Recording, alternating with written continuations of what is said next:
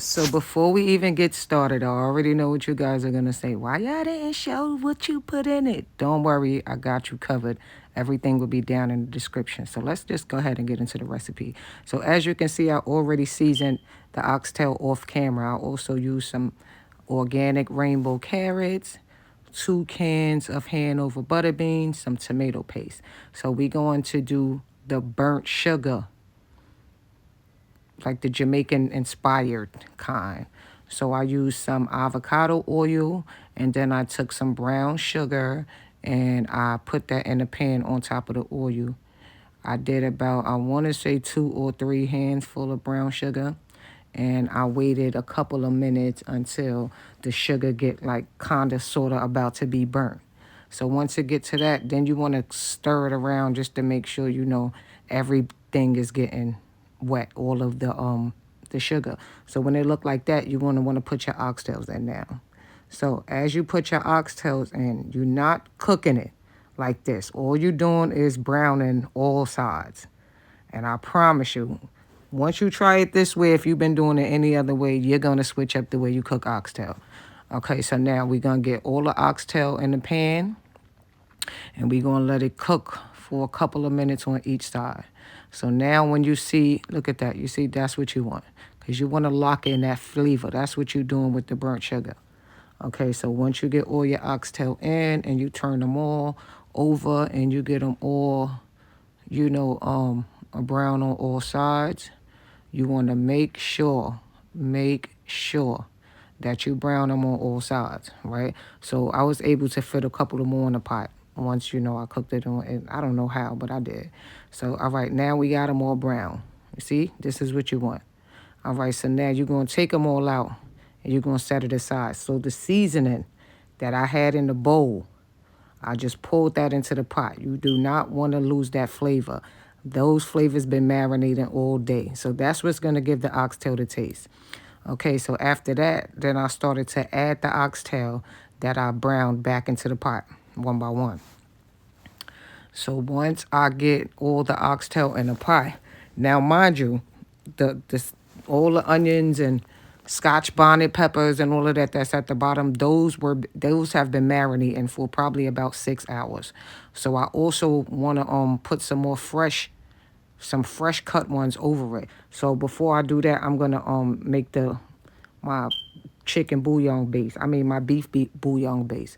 So I like to use um the organic beef base, because I just like that better than beef broth. It's just what I like to do. So I add some water to that, and I kept it in the same bowl because I even want the little drippings that was in the bowl from the stuff that I poured in the pot earlier. So I'm gonna keep that too. So we're gonna turn this around until we feel like it's fully incorporated, like it's not none still sitting at the bottom, which it always says, but who's counting? So then right there, I'm gonna add some garlic. I'm gonna add some more fresh onions. I'm gonna add a pinch of ginger. Then I'm going to add some green onion.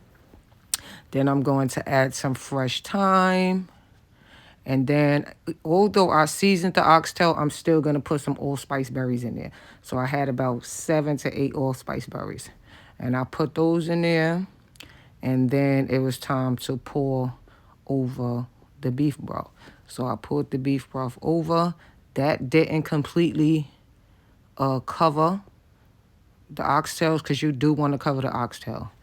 And then I put that last little bit of water in it, and this is how it looked before I stirred everything together. The fire is on medium high until it starts boiling. So once I stirred it all up, this is what it's looking like. Okay, so now I let these oxtail cook for about 6 hours. No bullshit, 6 hours. So I put the lid on. I brought it up to a boil, and then I reduced the heat to medium low. Once I reduce the heat, then this is probably 2 hours in. I'm adding 3 hours in. I'm adding the beans to it, right? So I add both cans and I like the Hanover brand. You can use whatever butter beans you like, but I just prefer that brand. They hold better to me. So once I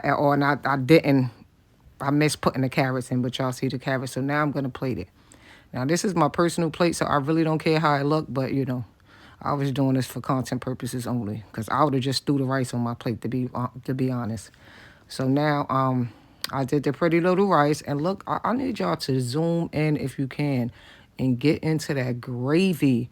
Mind you, I did not use any flour. No flour was used throughout the process, not for thickening.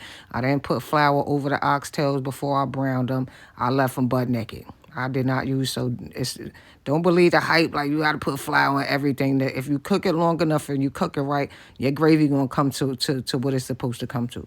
So don't even worry about it. So then I fried up some sweet plantains, because duh, like what's oxtail without the plantain? The only thing I was missing was the cabbage. When I tell y'all, this oxtail hit so hard. This is why my customers be lined up and going to pay whatever price I charge, because food ain't cheap, okay? But let me tell you something. Get into this oxtails. You make them this way. I'm not going to forget to put put in the description the ingredients that I use for the marinade. So you can go and check that out there. But definitely just look at this masterpiece. Tell me, look, baby, stop playing with it. Like, you cook it like this, and I guarantee you, whatever way you were cooking them oxtails before, you're going to switch it up to this one. Now, it's different ways to make oxtail, but this one right here is definitely a game changer. All right, bye. See you next